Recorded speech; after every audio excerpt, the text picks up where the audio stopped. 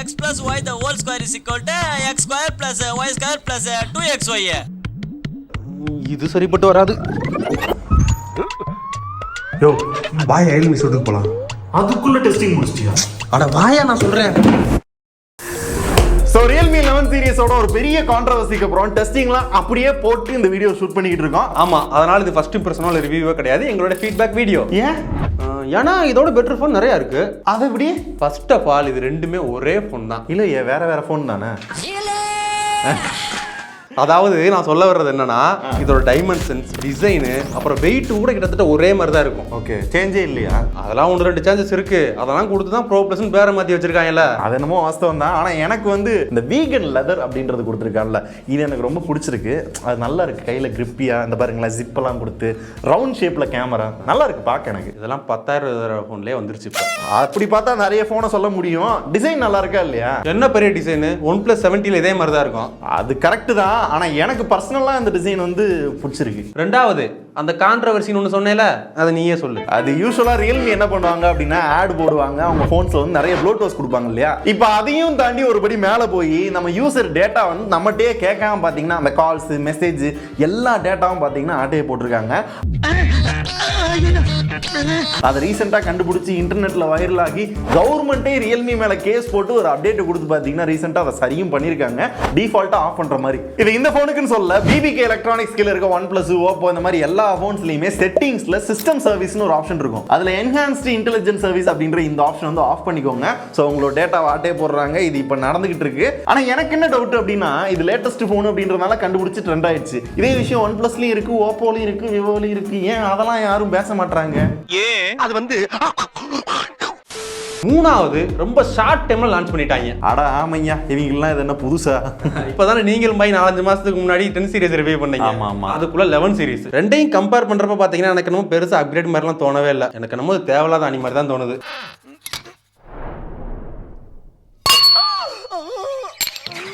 ஏன் ஸ்பெக்கெல்லாம் ஓரளவு நல்லா தானே கொடுத்துருந்தாங்க. அட அங்க டிஸ்பிளே பாரியா, கொஞ்சமாவது இம்ப்ரூவ் பண்ணிருக்கானா? ரெண்டும் ஒரே மாதிரி தான் இருக்கு கிட்டத்தட்ட. அட்லீஸ்ட் ப்ரொடெக்ஷனாவது இம்ப்ரூவ் பண்ணிருக்கானான்னு பாரு. ப்ரொடெக்ஷன் எதுவும் இல்ல. ஆனா கர்வ் டிஸ்பிளே இருக்குல்ல, பாருங்க செம்ம கர்வா இருக்கு, கையில பிடிக்க நல்லா இருக்கு. 6.7 inch AMOLED display, in display finger. உனக்கு கர்வ் டிஸ்பிளே தான் வேணும்னா 20,000க்கு லாவால இருக்கு. Correct. In display finger print சென்சார கொடுத்திருக்காங்க. இல்ல அதோட பெட்டரா வேணும் அப்படின்னா Moto H40ல 144 Hz இருக்கு, கர்வ் டிஸ்பிளேவும் இருக்கு. சோ நான் இது எதுலாம் சொல்ல வரல.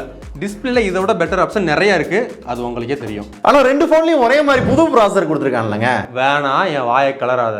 அதுல என்ன கொடுத்திருக்கான்னு உனக்கே தெரியும், ஒழுங்கா சொல்லிரு. Dimensity 7050. இப்பதானே சொன்னேன். சரி சரி சரி, 1080 பேர் மாத்தி 7050 கொடுக்குறாங்க. அது உங்க எல்லாத்துக்குமே தெரியும். சோ ஆல்மோஸ்ட் அதே தான். இதுக்கு முன்னாடி இது எதுல கொடுத்திருந்தாங்க? Realme 10 Pro Plusல இருந்தது. அதனாலேயே சொல்லிடுறேன், இந்த Antutu பர்ஃபார்மன்ஸ் எப்படி இருக்கு, கேமிங், இத பத்தி நான் பேசவே விரும்பல. சிம்பிளா சொல்லணும்னா இதோட பர்ஃபார்மன்ஸ் டீசென்ட்டா இருக்கு. ஓவராலா சொல்லணும்னா இதை விட பெட்டரா பெர்ஃபார்ம் பண்ற போன் இருக்கு. இப்ப பேட்டரிக்கு வந்து 100 வாட்ஸ் வரையும் ஃபாஸ்ட் சார்ஜிங் அப்கிரேட் கொடுத்திருக்காங்கல, அத என்ன சொல்லுவேன்? யோ, இந்த பேட்டரி ஃபாஸ்ட் சார்ஜிங் எல்லாமே காமனா எல்லா போன்லயும் கொடுக்கறதாயா? இதெல்லாம் ஒரு அப்டேட் தூக்கிட்டு வந்துட்ட போயா முத. அதாவது தம்பி, எனக்கு ரொம்ப நேரமா டவுட் என்ன அப்படின்னா, இதுல அப்கிரேடே இல்லையா? இல்ல எதுவுமே நல்லா இல்லாம இல்லையா? ஏன் இல்ல? ஒண்ணுல 200 மெகா பிக்சல் கொடுத்திருக்காங்க, ஒண்ணுல 100 மெகா பிக்சல் கொடுத்திருக்காங்க. ரெண்டுலயுமே OIS கொடுத்திருக்காங்க. போட்டோ வீடியோன்னு பார்க்கும்போது இந்த 11 ப்ரோல ஓரளவு ஓகேவா தான் இருக்கு. ஆனா ப்ரோ பிளஸ்னு வரையில நல்லாவே இருந்ததுங்க. 30,000 பட்ஜெட் நான் எதிர்பார்த்ததோட அதிகமாவே கவர் பண்ணியிருந்தாங்க. ஃபீச்சர்ஸுமே எல்லாமே கவர் பண்ணியிருந்தாங்க. ஸோ குறை சொல்ற மாதிரி கேமரால எனக்கு எதுவுமே இல்லை. அதான் கேமரா நல்லா இருக்குல்ல, அப்புறம் என்ன? அப்போ உனக்கு 30,000க்கு கேமரா நல்லா இருந்தா போதும். இல்ல அப்படி சொல்லிட முடியாது. Realme UI இருக்குல்ல, 4.0 Android 13 கொடுத்துருப்பாங்க, செம்ம ஸ்மூத்தா இருக்கும். எனக்கு கோவம் வந்துரும். இப்போ என்னடா செய்யற?